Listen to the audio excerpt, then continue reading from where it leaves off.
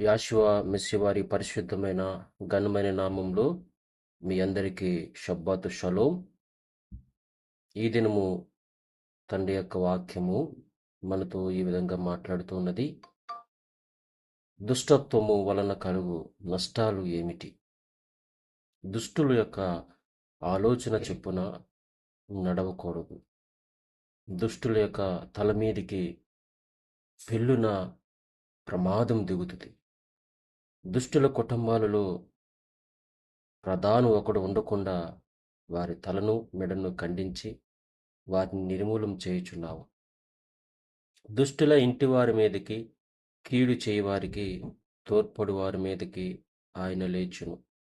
దుష్టుల సంతానము ఎన్నడను జ్ఞాపకమునకు తేపడదు.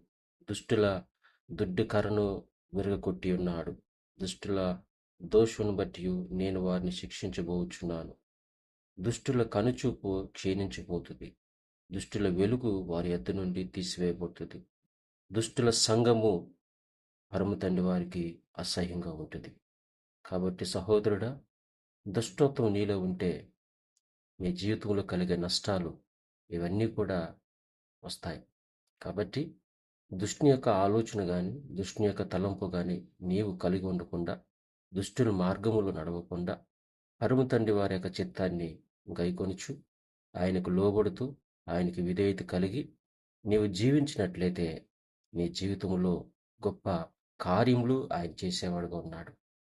అందరికీ షలోం.